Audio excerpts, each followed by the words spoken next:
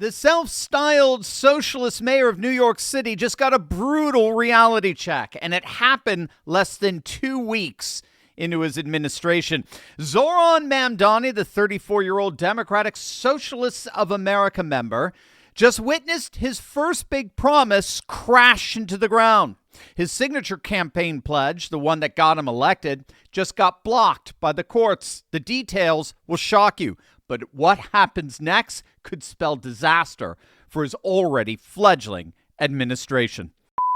Hey gang, it's me, Dr. Steve, your Patriot Professor, here to help you make sense of the madness with breaking news and analysis you're not going to hear anywhere else, so make sure to smack that bell and subscribe button. Just days after the ultra-leftist socialist Zoran Mamdani was sworn into office as the 112th mayor of New York City, he has already suffered his first political defeat, and it's a major one, because this is about far more than just one judge's decision. It's about whether government can seize private property in the name of social justice. This is about whether federal courts are going to protect private property rights or capitulate to socialist pressure. And it's about whether the Democrat Socialists of America can actually implement their radical agenda or whether the law will stop them cold. Well, it appears it's the latter. It's being widely reported that Mamdani just lost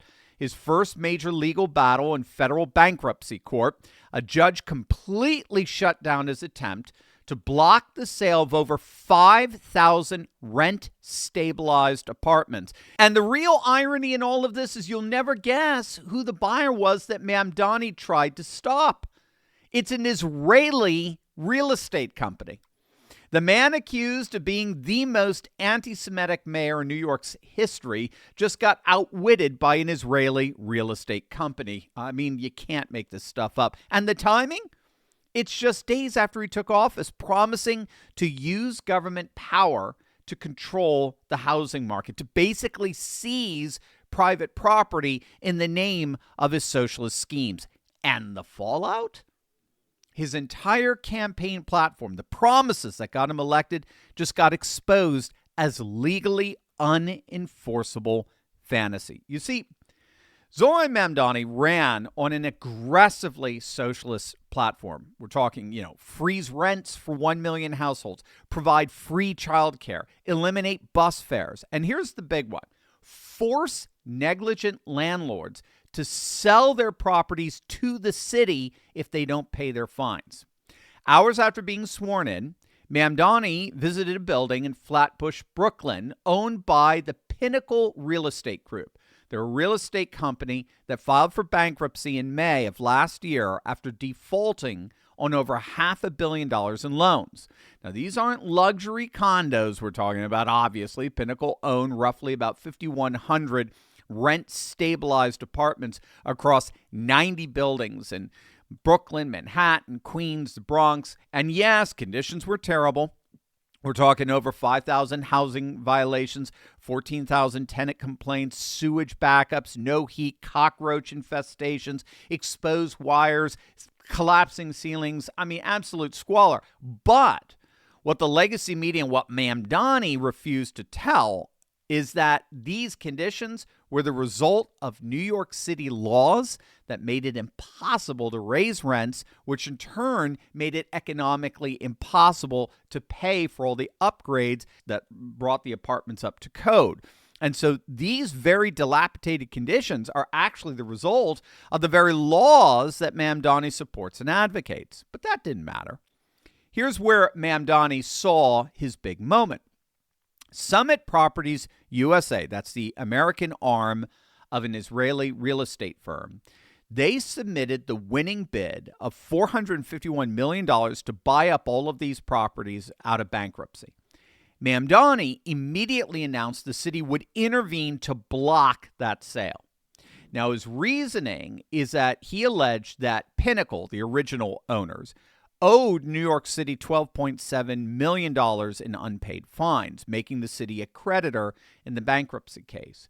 But it was very clear what his real agenda was. Mamdani wanted New York City, the government, or at least his own approved far-left nonprofits, to take control of those private properties. So this was going to be his litmus test for the entire socialist housing agenda that he campaigned on. If he could force a landlord who owed fines to the city to sell to the city instead of a private buyer who had just recently got approved, that would be a blueprint for seizing property all across New York. The good news is that federal bankruptcy judge David Jones saw right through this. So on January 9th, Jones rejected the city's request without granting any delay whatsoever to the sale. The sale moved forward immediately, and Summit won the auction for $451.3 million, and the private properties will now remain in private hands. So let me translate what just happened in plain English here. A socialist mayor tried to use unpaid fines as leverage to interfere in a private bankruptcy proceeding and dictate who could buy property in New York City. And a federal judge told him, F you. Absolutely not. You don't have that authority, and the free market will decide who owns these buildings. This is, without a doubt, the first and most significant legal setback for a mayor whose entire platform depends on government controlling the housing market. But what this ruling pretends to is something far more ominous for Mamdani than just a political setback. You see, something else is happening. It's happening in Mamdani's own backyard that's indicative of a mass backlash against him and his socialism that's far worse than anything either he or his supporters could imagine in their most terrifying nightmares. Wait until you see this. But first, it is the new year. Happy New Year to all of you. And that means one thing, of course, resolutions, right? People are setting big goals right now. It's the time to, lose weight, eat better, feel better, have more energy, finally feel like yourself again. But let's be honest, most people make the same resolutions every year, and by February, they're frustrated because nothing's really changed. And here's why. Most people try to start with discipline, but they skip the foundation because your gut controls everything. If your gut is inflamed, you're going to feel it everywhere. Low energy, cravings you can't control, brain fog, stubborn weight, frequent sickness, mood swings, and just a body that won't bounce back like it should. So, if you're serious about a real reset this year, don't start with motivation. Start with your gut. The Kimchi 1 formula is one of the simplest ways to do it. Kimchi 1 is a daily capsule built around one of the most extensively studied fermented foods in the world. Kimchi has been shown to support healthy digestion, strengthen the gut barrier, reduce inflammation, restore microbial balance, and help your body flush out toxins it's exposed to.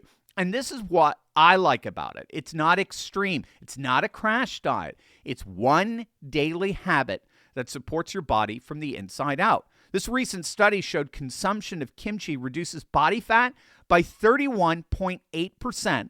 It lowers BMI, and it promotes smaller waistlines. So if your New Year goal is to feel lighter, cleaner, sharper, and more energized, start with your foundation, Kimchi 1. Now, for limited time only, take advantage of their New Year's special by calling 888-597-0233 for up to 50% off plus free shipping. The first 100 callers are also going to receive a free special New Year's gift. Again, that's 888-597-0233. Don't wait. Make 2026 the year you turn your health around. Republicans in the borough of Staten Island are ready to fracture New York City like never before. Now, Staten Island, it's the lone Republican stronghold among the 5 boroughs. They are renewing their decades-long push to secede from the city. They were the only borough that overwhelmingly voted against Mamdani, and the New York Post is reporting that secessionist sentiments are now stronger than they've ever been. Staten Island has actually been flirting with independence since the 1940s. In fact, back in 1993, a stunning 65% of residents voted for secession in a non-binding referendum. And it's absolutely doable. Districts are splitting off from their main cities and forming their own municipal charters with increasing frequency. If you don't know, St. George, Louisiana is one of the newest cities in the United States. It was formed by nearly 100,000 residents living on the southern side of Baton Rouge who grew sick and tired of the dying, decaying rot of that Democrat-run city. And so they decided to take matters in their own hands. So back in October of 2019, 54% of voters in that district, or parish as they're called in Louisiana, voted in favor of seceding from Baton Rouge and going independent. And as of last year, they were officially recognized as their own independent municipality. The city of Memphis has actually been carved up at least 3 times over the last several years through the exact same process. It's a fancy schmancy word known as de-annexation. So Staten Island, which is over 500,000 residents, most certainly can secede from New York City. But beyond that, their backlash to Mamdani shows how his brand of socialism is not only alarming conservatives, but it's also red-pilling previously disengaged or skeptical New Yorkers who now see up close both Mamdani's ideology and his inability to deliver. And that's the deadly combination here. Many view Mamdani as a trust fund baby ideologue, right? Exporting policies that fit left-wing enclaves but clash with the more suburban, middle-class, pro-police culture of Staten Island. And, you know, he actually had a recent visit to the borough, which was meant to try to reassure and assuage the concerns of residents that he had their best interests in mind and the like. His visit only ended up intensifying resentment and hardened the sense that City Hall is run by a bunch of left-wing lunatics who neither understand nor care about Staten Islanders. GOP legislators are now framing Mamdani's win as proof that Staten Island's voice has been permanently diluted inside a city dominated by socialists and progressives, making independence the only way to protect their values and their wallets. Even some Democrats on the North Shore admit that the emotional appeal of secessionism is growing as residents feel increasingly ignored on crime, quality of life, and cost of living issues. But what makes things so much worse for Mamdani? It's not just a matter of him being a socialist. It's that people already doubt he can deliver on what he promised.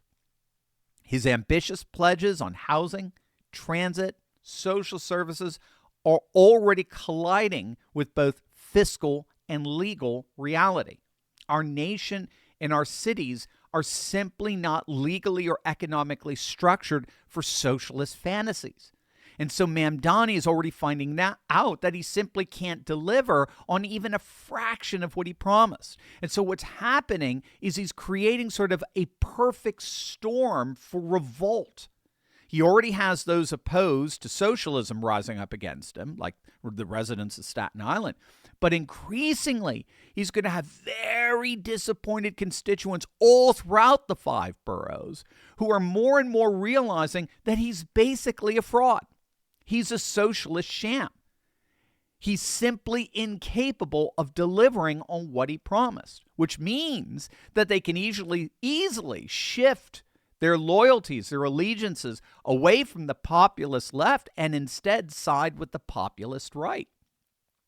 And not only does that further intensify the secessionist sentiments in Staten Island, but then you're going to start seeing primary challengers in the Democrat Party or even Republican mayoral challengers all throughout the city rising up. Regardless, Zoran Mamdani has just faced his first major political defeat. And given the absurdities of what he promised, it most certainly will not be his last. Hey gang, quick question. Do you miss my short videos? You know, the fast hits, the bold truths in under 60 seconds? Well, I've heard from so many of you who love those clips, I'm bringing them back in a big way. I just launched a brand new channel called Turley Clips. It's all short form every day. I'm posting powerful, shareable, hope-filled truth bombs that will fire you up and shake the system. So if you've been craving those quick hits of sanity, you need to be on this channel. Subscribe to Turley Clips right now. Send it to friends and family as well. Please share it abroad, and I can't wait to see you there.